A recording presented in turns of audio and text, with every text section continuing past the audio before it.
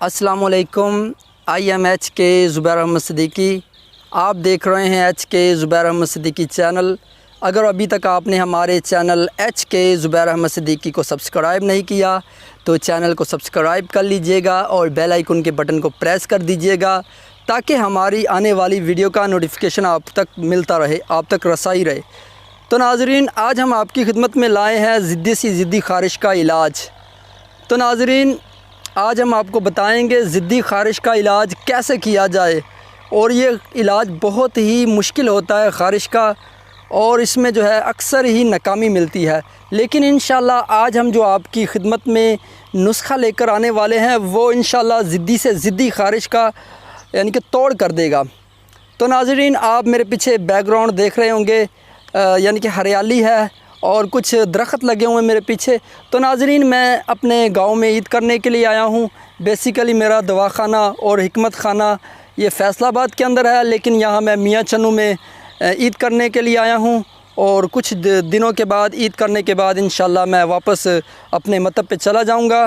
तो आप देख रहे होंगे माशाल्लाह, आपको अच्छा भी लग रहा होगा क्योंकि हरियाली जो है ये खुशगवारी का इजहार करती है।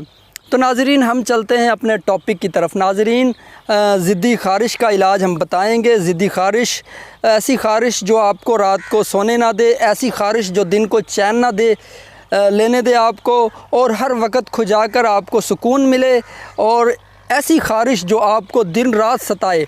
तो नाज़रीन, ऐसी खारिश का इलाज हम आज इस वीडियो के अंदर आपको बताएंगे। तो नाज़रीन, कुछ चीज़ों से आपने परहेज़ करना है। आपने ज़्यादा गर्म अशिया का इस्तेमाल नहीं करना, आपने गर्म कपड़ों का इस्तेमाल नहीं करना, और आपने पाक और साफ़ रहना है, और 5 वक्त की नमाज़ अदा करनी है। नमाज से बहुत सारी बीमारियां दूर हो जाती हैं, रफ़ा हो जाती हैं।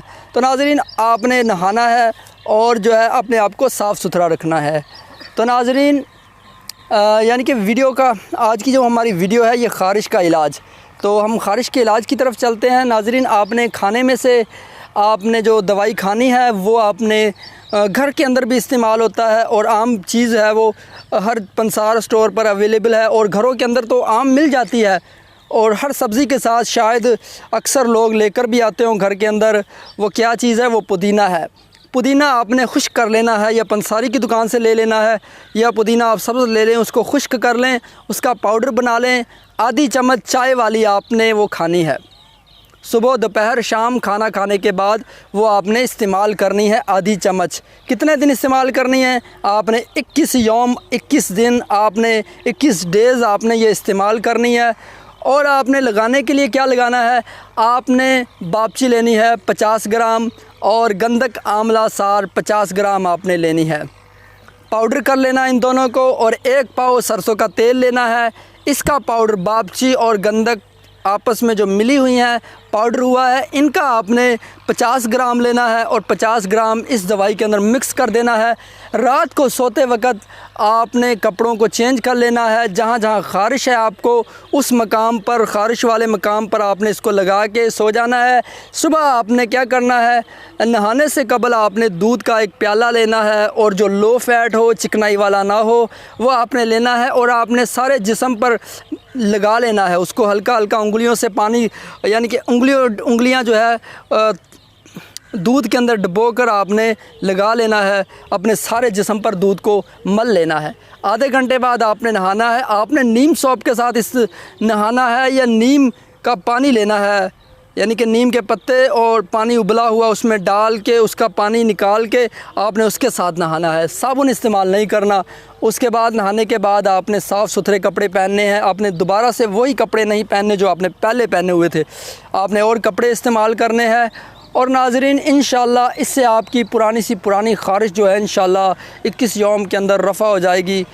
तो नाज़रीन, आपने एहतियात करनी है। कुछ चीज़ों से आपने अवॉइड करना है, कुछ चीज़ों को जो आपने छोड़ना है।